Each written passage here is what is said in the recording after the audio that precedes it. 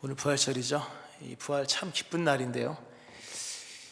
이 기쁨이라고 하는 것이 억지로 되는 것은 아닙니다. 기뻐해야지 한다 기뻐하는 것이 아니라 정말 기쁨이 밀려와야 기쁨인 것인데, 감정적으로만 기뻐할 것이 아니라 진리 안에서 기뻐해야 될 것인데, 오늘 이 부활절 이 아침에 하나님의 말씀을 들으면서 그리스도 예수의 부활이 얼마나 위대한 사건이며 그것이 얼마나 큰 은혜인가, 또 그것이 오늘 우리 시대의 삶 속에서 어떤 의미가 있는가를 이 말씀 속에서 깨닫고 오늘 부활의 주님을 새롭게 만나는 역사가 일어나기를 주의 이름으로 축원합니다. 아멘. 2000년 전에 초대교회 어떠했을까? 그때는 사실 모든 게 다 우리는 성경으로 읽지만 그들은 보았던 사람들인데, 그들은 어떠한 모습으로 믿음 생활을 했었을까? 초대교회는 현실적으로 굉장히 어려웠습니다. 예수님이 부활하시고 난 이후에 40일 만에 승천을 하셨고 성령이 강림하셔서 믿는 무리가 더해지긴 했으나, 그러나 그거는 구원받는 사람의 숫자적 개념 속에서의 이야기이고, 이야기가 좀 더 전개되면서 예수를 믿음으로 말미암아 과연 그들이 얻은 것은 무엇일까? 좀 다른 각도입니다. 믿는 무리가 더해졌다. 이거는 성경에 나와 있으니까.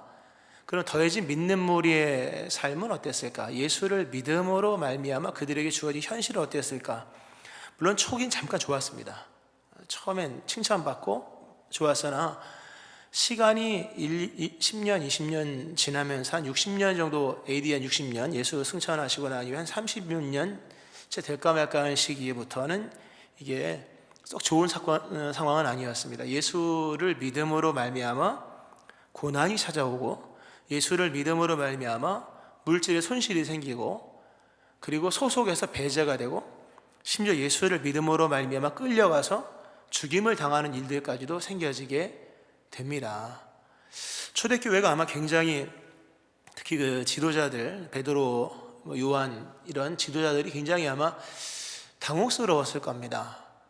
예수를 믿음으로 말미암아 없던 시련이 생기고, 예수를 믿음으로 말미암아 없던 가난이 찾아오고, 예수를 믿음으로 말미암아 형제와 형제가 원수가 되고 이렇게 쫓겨나감을 당하는, 심지어 죽임을 당하는 이런 일들이 일어나는 상황 속에서 과연 기독교는 무엇을 가지고 이걸 정말 타개해 나갔을까? 라고 하는 거예요.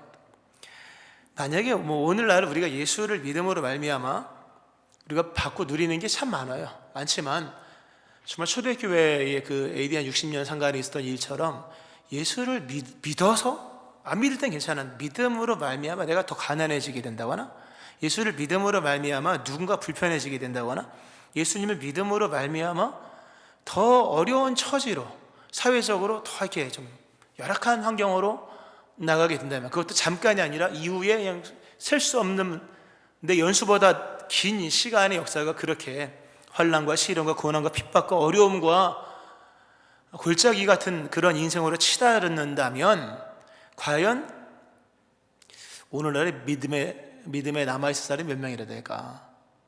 만약 오늘부터 예수를 믿어서 손해가 시작된다, 그것도 1, 20년이 아니라 3, 40년까지 이어진다고 하면 아마 예수 믿을 사람이 몇 명이나 될까? 초대교회가 그 문제인 거예요. 베드로가 참 많은 부분에서 고민을 많이 했던 것으로 여겨지고, 결국 초대교회는 그 문제를 헤쳐나갑니다. 능히 헤쳐나갑니다. 어떻게 헤쳐나갔을까? 그것이 바로 부활입니다. 그러니까 성경은 산소망이라고 해요. 베드로는 산소망, 원어적으로 말하면 살아있는 소망애로 이렇게 되는데요. 베드로 그런 얘기를 합니다. 고난의 그림자가 찾아오고 고난이 시작되어서 많은 핍박이 막 몰려오기 시작할 그때에 두려움에 떨고 이탈이 일어날 수 있는 상황 속에서 얘기하기를, 우리 주 예수 그리스도의 아버지 하나님을 찬송하리로다. 그의 많으신 긍휼대로 예수 그리스도를 죽은 자 가운데서 부활하게 하심으로 말미암아 우리를 거듭나게 하사 산 소망이 있게 하시며 썩지 않고 더럽지 않고 쇠하지 아니하는 유업을 있게 하시나니 곧 너희를 위하여 하늘에 간직하신 것이라.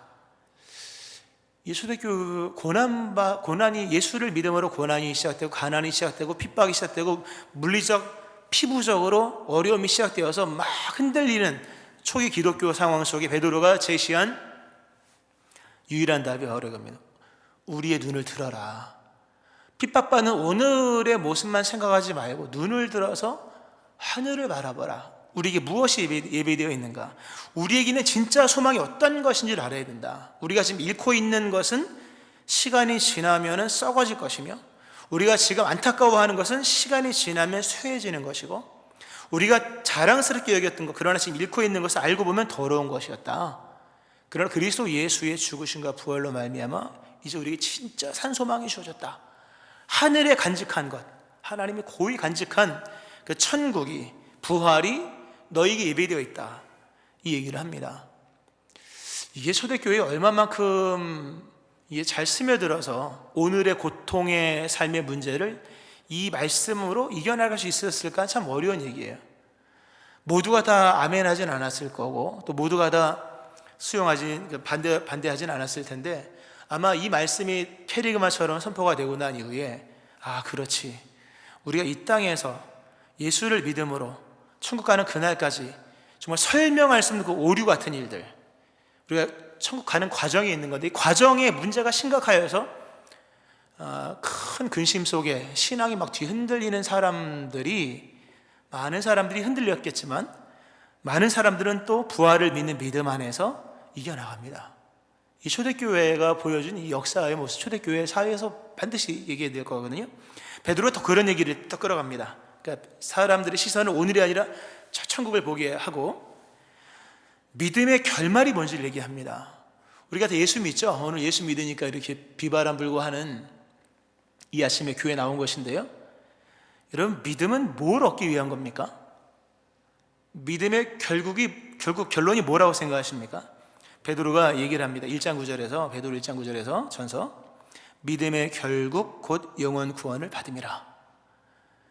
베드로가 그 과정이 너무 복잡하니까, 핍박과 시련과 어려움을 인해서 많은 것이 무너지고 해체되고 하는 상황 속에서, 그래서 과정적인 부분에서 선을 도출해낼 수 없는 절망적 상황 속에 있을 때 베드로가 제시한 것은 믿음의 결국을 봐라. 오늘을 보지 말고 결국, 믿음의 결국, 믿음의 결론은, 믿음의 결말은 영원 구원이다. 이 하나만 믿어라. 할렐루야. 믿음의 결론이 뭐냐 하는 거예요. 우리가 지금 무엇을 믿고 있느냐, 무엇을 얻기 위하여 나의 영혼이 구원받았다는 그 하나로 오늘의 고난의 문제를 이겨나가는 것이, 이게 믿음 생활입니다.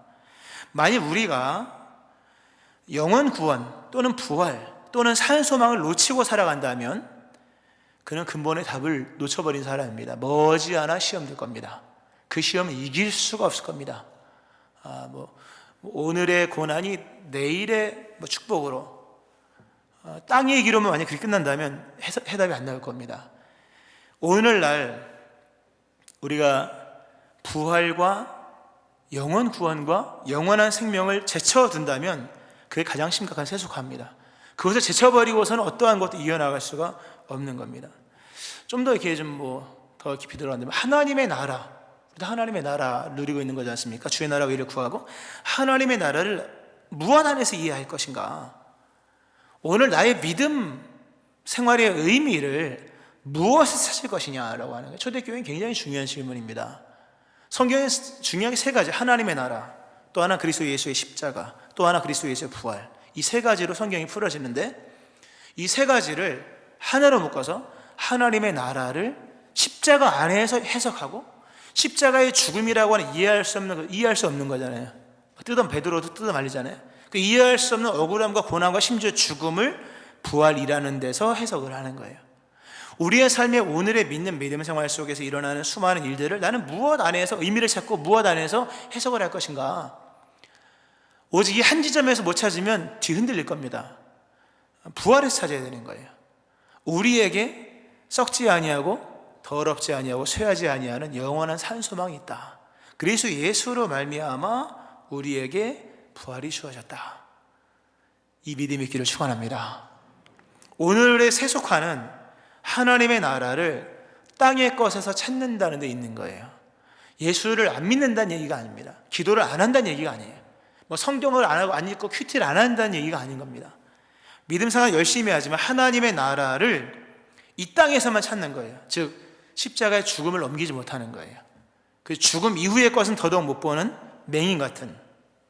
우리는 오늘 이 부활의 이 아침에 신앙의 원점을 찾아 돌아와야 되는 거예요. 예수를 믿는 가장 큰 복은 부활과 생명이 있는 거예요. 아멘 하시기 바랍니다. 요한복음에 예수님께서, 오늘 요한복음인데 예수님께서 자기가 누구이신지를 선언하는 얘기가 7개가 나옵니다. 일명 에고에임이죠. 내가 누구다, 내가 누구다. 그건 자신이 얘기해 주신, 그래서 진리입니다. 우리가 뭐 예수 연구해서 추측해서 얘기한 게 아니라 본인이 직접 얘기하신 7가지가 나오는데, 나는 생명의 떡이다, 나는 세상의 빛이다, 나는 양의 문이다, 나는 선한 목자다, 나는 길과 진리 생명이다, 나는 참 포도나무다, 그리고 나는 부활의 생명이다. 다 중요하죠. 인간이 살아가는데 절대적인 거예요. 필요한 겁니다. 떡도 필요하고 빛도 필요하고 문도 필요하고 목자도 필요하고, 가장 위대한 것, 예수님의 자기 계시중에 가장 위대한 것, 그것이 결론이에요. 그것은 바로 부활과 생명이에요. 예수를 믿음으로써 우리에게 주어지는, 그리스도 예수 안에서 하나님이 우리에게 보장하신, 믿는 모두에게 동일하게 보장하신 것은 부활과 생명이에요. 이것이 그리스도 예수의 부활로 말미암아 우리에게 주어진 거예요. 잘 믿고 깨닫기를 축원합니다. 예수님이 그런 말씀하셨어요. 요한복음 5장에서 진실로 진실로 너희에게 이르노니 죽은 자들이 하나님의 아들의 음성을 들을 때가 오나니 곧 이때라. 듣는 자는 살아나리라. 무덤 속에 있는 자가 다 그의 음성을 들을 때가 오나니 선한 일을 행한 자는 생명의 부활로, 악한 일을 행하는 자는 심판의 부활로 나오리라. 예수님 친히 말씀하신 거예요. 무슨 말씀인가 하면 부활은 모두에게 있다 하는 얘기입니다. 예수님이 하신 말씀이에요. 우리는 죽음이 끝인 줄 알죠? 죽음이 끝이 아니라 죽음 이후에 어느 시점에 되면 예수님이 죽은 자들을 향해 다 일어나 그러거든요. 다 일어나는 거예요. 나사로가 살아났듯이 모든 사람이 다 부활됩니다. 믿는 사람도 부활되고 안 믿는 사람도 부활됩니다. 문제는 어떠한 부활로서 그 이후의 삶이 연결되느냐라고 하는 거예요. 예수님 말씀하시죠. 선한 일을 행한 자는 생명의 부활로. 그러니까 선한 게 뭐가 있겠습니까? 인간이 행하는 선한 일은 하나도 없어요. 오직 한 가지, 그리스도 예수를 믿는 것 이외에는 선한 게 없는데, 예수를 믿는 사람에게는 한 번 죽고 나서 부활한 이후에 영원한 생명이 주어지므로 생명의 부활로서 두 번 다 죽지 않고 영원한 생명이 주어지는 거예요.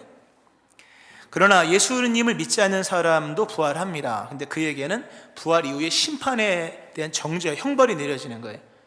한 번 죽었기 때문에 두 번 죽지 못하죠. 영원히 고통을 받는 거예요. 죄값으로 말미암아. 죄값은 사해질 수 없는 것이 영원한 지옥에서 형벌을 받는 겁니다. 우리 앞에 이렇게 놓여 있는 거예요. 우린 머지않아 죽을 것이며, 그리고 때가 되어 예수님 말씀 속에 다 부활할 것입니다. 예수를 믿지 않는 사람은요, 부활 이후에 정죄의 심판을 받는다. 심판을 받는 겁니다. 감사한 것은 모든 사람이 다 그렇게 죽음 이후에 부활하여서 영원한 지옥의 형벌을 받게 될 것이었는데, 정해진 운명이었죠.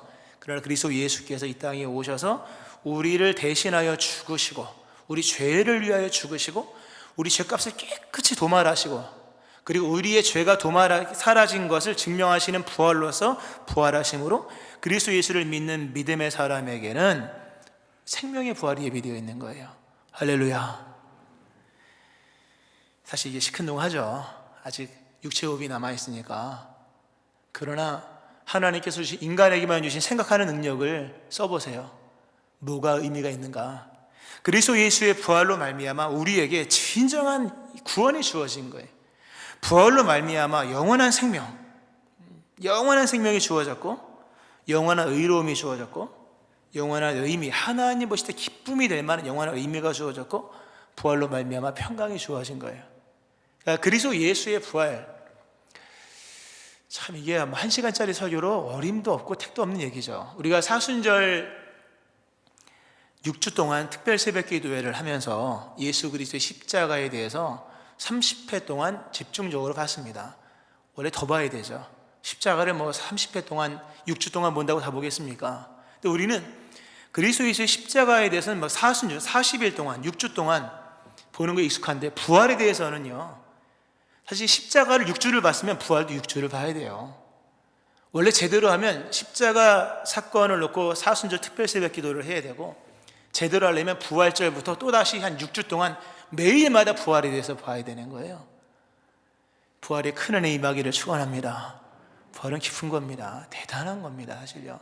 부활로 말미암아 우리에게 영원한 생명, 우리 주 예수 안에 있는 영생이라. 영생이 그의 죽으심, 우리의 죄를 위해 죽으신 것이요 우리를 의롭다 하시기 위하여 살아나셨느니라. 우리가 그리스도 예수로 말미암아 하나님 앞에 기쁨의 의미가 되었다는 거예요. 그러니까 그리스도 예수로 말미암아, 부활로 말미암아 우리에게 있는 모든 이 구원적 의미가 완전한 충만한 기쁨으로 우리에게 주어지게 된 거예요. 더 놀라운 것은 그리스도 예수의 죽으심 이후의 부활이잖아요. 부활이 대단한 것은 죽음이라고 하는 것을 부활을 위한 과정으로서 만들어 버리셨습니다. 참 대단한 거예요. 원래 인간은 죄를 짓고 죄로 인한다면 뭡니까? 사망인 거잖아요. 죽음은 곧 사망인 거예요.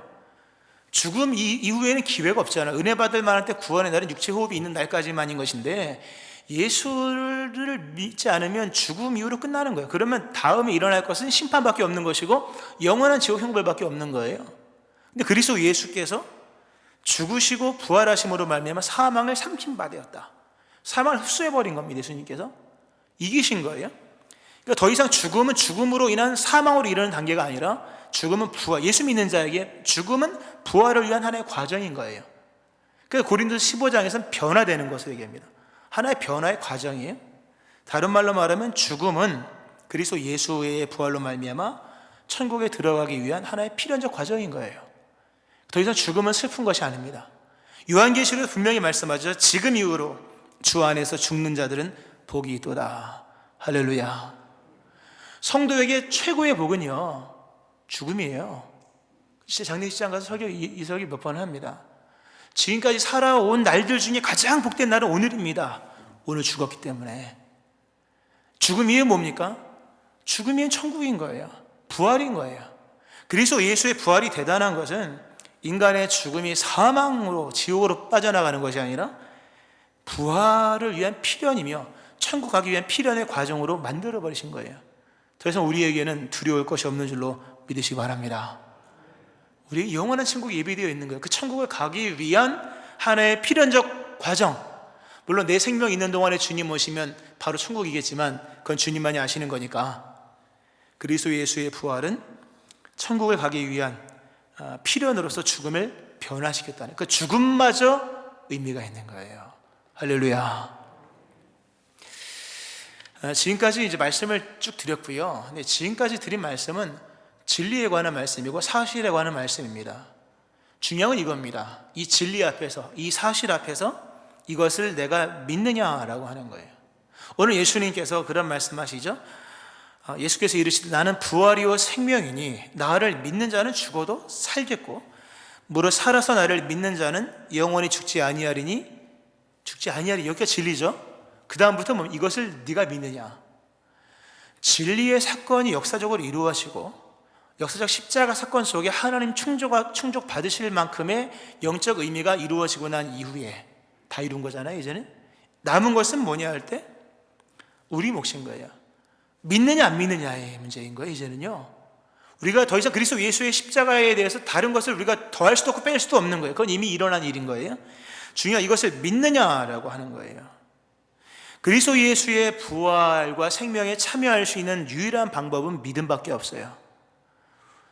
그리스도 예수의 십자가를 대신 지는 것도 아니며 그리스도 예수의 부활에 우리가 억지로 동참할 수 있는 것도 아닙니다. 오직 믿음으로만 되어지는 거예요.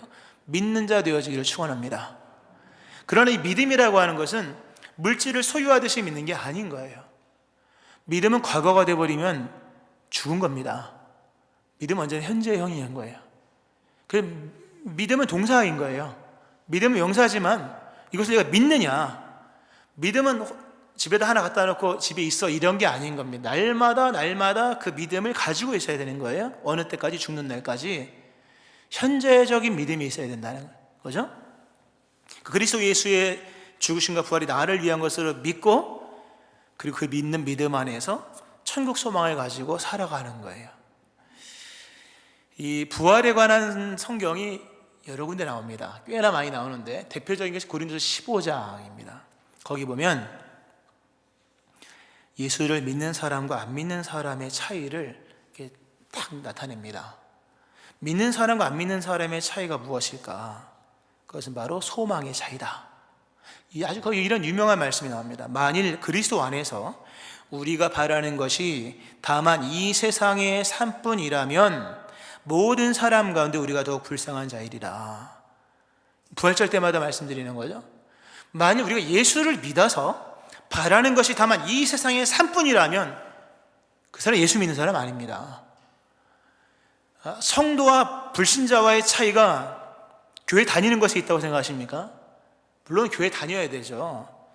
그러나 소망의 차이입니다. 소망의 차이. 과연 땅의 것만 추구한다면 그 사람은 예수 믿는 사람 아닌 거예요.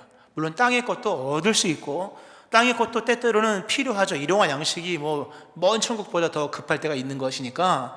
그러나 궁극의 소원이 영원한 천국에 있는 것이 아니라면 그 사람 진짜 불쌍한 사람이에요. 교회 나올 일이 없어요. 만약 이 자리에 예수를 믿어서 바라는 것이 땅의 것이라면 굳이 죄송하지만 교회 나올 필요가 없어요. 그거는 다른 방법으로도 얻을 수 있기 때문인 거예요. 사도 바울 아주 적나라한 얘기. 만일 땅의 것을 추구하는 것이라면, 예수 안에서 우리가 바라는 것이 이 땅의 것이라면 그 사람 진짜 불쌍한 사람이다. 제가 어제 요한계시록을 읽었는데요, 요한계시록 읽다가 그 요한계시록 18장에 보면 그 세상을 상징하는 바벨론의 패망에 관한 말씀이 나옵니다. 큰 성 바벨론이 멸망을 하는, 세상이 멸망하는 장면이 나오는데, 거기서 좀 특징적인 장면이 하나 있는데요, 땅의 상인들의 애통하는 장면이 나옵니다.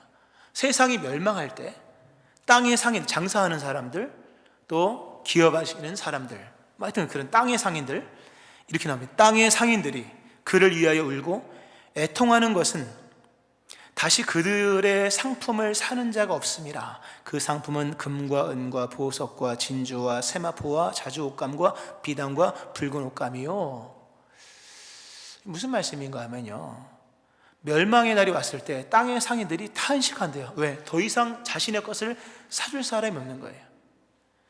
그걸 생각해 보면서 땅의 상인, 땅의 것을 추구하는 땅의 상인들, 그 땅의 상인들과 만약 예수를 믿는 사람들 중에 예수 믿는 것이 땅의 상인들이 파는 것을 더 쉽게 얻기 위해 예수 믿는다면, 또는 땅의 상인들이 파는 물건을 더 값싸게, 예수 믿음으로 값싸게 얻기 위해서 믿는 사람이라면 땅의 상인들과 예수를 믿는 사람의 차이가 무엇이 있겠는가?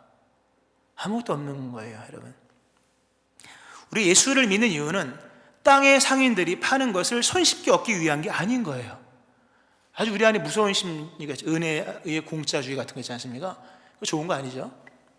예수를 믿는 진정한 이유는 땅의 상인들이 파는 것을 더 쉽게 또는 더 값싸게 손 안 대고 얻기 위함이 아닌 겁니다.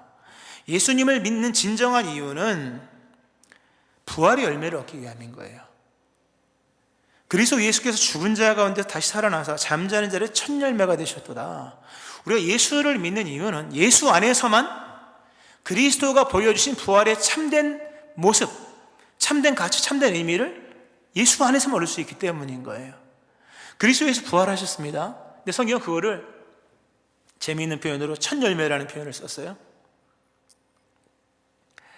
우리 교회에 사과나무도 있고 살구나무도 있는데 열매가 익을 겨를이 없이 애들 다 따서 먹을 수가 없는데, 작년에 코로나 때 애들 안 오니까 엄청 주렁주렁 열리더라고요. 열매가 하나 열리면요, 두 번째 열매는 그것과 똑같은 열매가 맺혀집니다. 첫 번째 열매와 두 번째 열매는 다르지 않아요. 첫 번째 열매가 열렸다면 그건 사과 하나 열렸다면 사과나무고, 적어도 그 열리는 모든, 거기에 그 나무에서 열리는 모든 열매는 다 사과인데 첫 번째 사과와 대동소이한 거예요. 크긴 좀 차이가 있겠지만, 그리스도 예수께서 부활하신 것을 성경은 과감하게 표현하여 첫 열매라는 표현을 씁니다. 대단한 거예요. 그리스도 예수의 부활이 얼마나 완전합니까? 죽음을 이겼고 부활하신 다음에 승천하시잖아요. 천국으로 올라가셨죠? 얼마나 완전한지 하나님 보좌 옆에 앉아 계시대요. 감히 그 옆에 나란히 누가 앉아 있겠습니까? 거기서 하나님과 마주대하면서 계신, 그게 부활인 거예요. 그게 첫 열매라면 예수 안에 우리에게 주어진 부활의 양태와 양상과 의미도 그러한 줄로 믿으시기 바랍니다. 우리의 부활은 그 모습인 거예요. 물론 예수님과 우리는 좀 다르죠, 당연히. 그러나 성경은 과감하게 그걸 첫 열매라고 말했다면 예수 안에서 우리에게 주어지는 것은 바로 그 부활인 거예요. 우리도 예수를 믿음으로 죽음을 이겨서 죽어도 다시 사는 자가 되었고, 예수를 믿음으로 말미암아 언젠가 하나님 품에 안기게 되는 것이고, 하나님 옆에 그 앞에서 예배할 수 있는 자가 된 겁니다. 그리스도 예수의 부활의 첫 열매는 우리에게 맺어질 열매의 표상이라고 하는 거죠. 이것을 위하여 예수 믿는 거예요. 할렐루야. 말씀 맺으면서요. 중세 교부들 또는 수도원에 있던 수도사들이 항상 서로 만날 때 인사하는 내용이 있었습니다. 우리는 안녕하세요 이러지 않습니까? 근데 그들은 메멘토 모리라고 라틴어를 썼는데요. 이게 당신은 죽습니다. 당신의 죽음을 생각하십시오. 당신의 죽음을 인정하십시오 라는 뜻이에요. 이게 수도사들이 인사할 때 썼던 말입니다. 당신은 죽습니다. 당신의 죽음을 생각하십시오. 당신의 죽음을 인정하십시오. 서로 인사했다는 거예요. 그러면 인사해 볼까요, 서로요? 옆에 사람 보면서 눈 똑바로 뜨고 너무 강조하면 이상하니까 당신은 죽습니다. 당신의 죽음을 생각하십시오. 당신의 죽음을 인정하십시오. 이렇게 인사했다는 거예요. 죽음을 멀리 두면 믿음 생활은 안 됩니다. 죽음을 늘 곁에 두고 믿음 생활을 하셔야 돼요. 죽음을 정말 날마다 호주머니에 두고 있어야겠죠. 그거 준비 안 하면 헛한 거니까. 죽음을 오늘의 문제로 생각하며 죽음을 인정하고 나의 죽음을 인정할 때 무슨 소식이 가장 기쁠까를 생각해 보세요. 죽음 앞에서 과연 여러분 기쁜 소식이 있을까요? 내가 오늘 가쁜 숨을 몰아쉬면 마지막 호흡을 몰아쉬는 오늘 이 마당에 내 아파트가 그렇게 의미가 있을까요, 여러분? 내 자동차가 그렇게 의미가 있을까요? 내게 있는 은금이 그렇게 의미가 있을까요? 그 내 가쁜 숨을 몰아쉬는 정말 숨 몰아쉬는 장면 우리가 보지 않습니까? 그때 세상의 모든 것은 쇠하시는 것이고 더러운 것이 쇠퇴하는 것에 불과한 거예요. 그때 우리에게 진정으로 유익한, 진정으로 기쁜 소식은 부활밖에 없는 거예요. 그것을 오늘 느낄 수 있다면 살아있는 믿음인 거예요. 예수님 우리에게 제시하신 것이 뭔지 아세요? 부활의 아침입니다. 우리는 하루하루 살잖아요. 오늘 부활의 아침이지 않습니까? 하루하루 살면 결국은 오늘 살고 하루 잠자고 내일 아침 맞이하지 않습니까? 이거 계속 똑같이 이어지는 거죠. 그러나 어느 순간에는 눈을 감았는데 아침에 죽는 거예요. 그렇죠? 어느 날 죽는 거지 않습니까? 근데 놀라운 그리스도 예수 안에서 우리에게 주어진 것은 그것이 어느 날이든 오늘이 부활의 아침이듯이 내가 마지막 호흡을 몰아쉬고 죽는 그 다음 날도 부활의 아침으로 눈을 뜨게 된다는 거예요. 할렐루야. 죽어도 다시 산다. 진짜 놀라운 말씀이에요. 나를 믿는 자는 죽어도 살겠고, 이것만큼 확실한 복음이 또 있을까? 개인적으로 제일 은혜로운 말씀이에요. 죽어도 다시 산다. 뭐 장수에서 죽음의 문제를 좀 피해보자 이런 얘기가 아닌 거예요. 죽지 아니할 문제를 해결하자 이런 얘기가 아닌 거예요. 죽음을 인정하고 나서 그래도 다시 산다 하는 거죠. 그리스도 예수의 부활로 말미암아 우리에게 이 부활이 주어진 것입니다. 이제 죄인으로 죽고 그리스도의 부활로 말미암아 의인으로 사는 자 된 겁니다. 썩을 것으로 심고 썩지 아니할 것으로 다시 살아나게 된 자가 된 것입니다. 나로서는 죽고 그리스도 예수 안에 다시 살아나게 된 거예요. 율법으로는 죽고 은혜로 다시 살 수 있는 자가 되었습니다. 진노로 죽고 그리스도 예수의 부활의 사랑으로 말미암아 다시 살아나게 된 겁니다. 이 부활의 큰 기쁨이 여러분 심령 속에 임하기를 바라고, 아직도 예수님을 믿지 않는 분이 있거나 예수를 믿으나 땅의 것을 추구하는 땅의 상인들 같이 믿음 생활하는 분이 있다면 진짜 추구해야 될 것이 산소망이요 영원한 천국임을 기억하면서 그 믿는 믿음 안에 오늘 이 부활하신 그리스도 예수, 그 부활의 큰 영광과 기쁨을 나의 것으로 주시는 이 은혜를 받아 누리는 여러분 되어지기를 주의 이름으로 축원합니다. 아멘. 기도하시겠습니다. 하나님 아버지, 우리가 그리스도 예수 안에서 바라는 것은 땅의 것이 아님을 분명히 말씀하시며 믿음의 결과는 영혼을 구원받음이라 말씀하신 주여, 우리의 신앙이 순결해지기 원하고 우리의 믿음이 확실해지기를 원합니다. 예수를 믿음으로 땅의 것만을 추구하는 불쌍한 자 되지 않게 도와주시고 근본 부활의 참된 기쁨과 소망을 주신 이 은혜를 받아들이며 산소망 분명히 가지고 이 땅에서 믿는 자로 살아갈 수 있게 하여 주옵소서. 예수 믿지 않는 분이 있다면 믿을 수 있게 도와주시고 믿으나 땅의 것을 추구하는 사람이 있다면 진정한 믿음의 거듭남을 주심으로 부활의 참 기쁨으로 살아갈 수 있게 하여 주옵소서. 감사드리며 예수님 이름으로 기도합니다. 아멘.